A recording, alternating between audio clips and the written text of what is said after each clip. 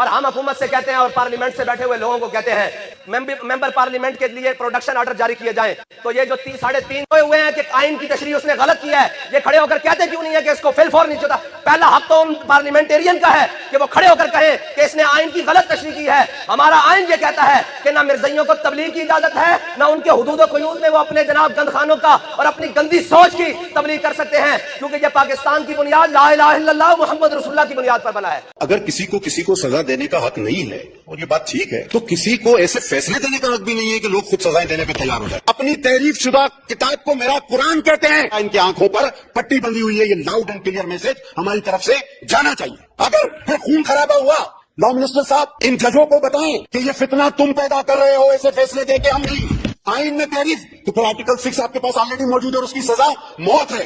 چاہے کتنا ہی لمبا کالا کوٹ آپ پہن لو, چاہے کتنے ہی لوگوں کو آپ نے پھانسی پر چڑھا دیا ہو, آپ ہمارے ایمان پر حملہ مت کرو.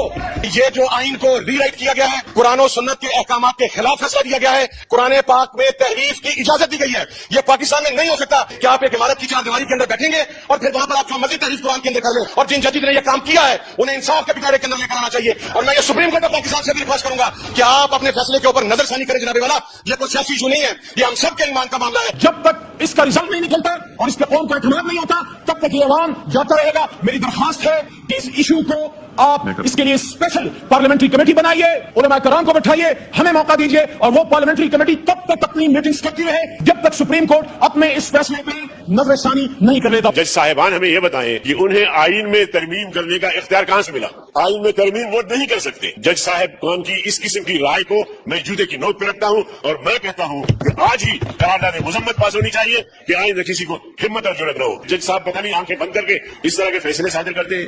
چار دیواری میں جرم ہو اس کی نوعیت اور ہے, کھلے عام ہو تو اس کی نوعیت اور ہے. میں تو سمجھتا ہوں کہ چار دیواری کے اندر جو جرم ہوتا ہے اس کی سزا زیادہ ہونی چاہیے, اس لیے کہ وہ چھپ کر کام کرتا ہے, لوگوں کے نظروں سے چھپ کے کام کرتا ہے, جرم کا ارتکاب کرتا ہے, اور اس لیے سے کرتا ہے کہ میرا یہ جرم چھپ جائے.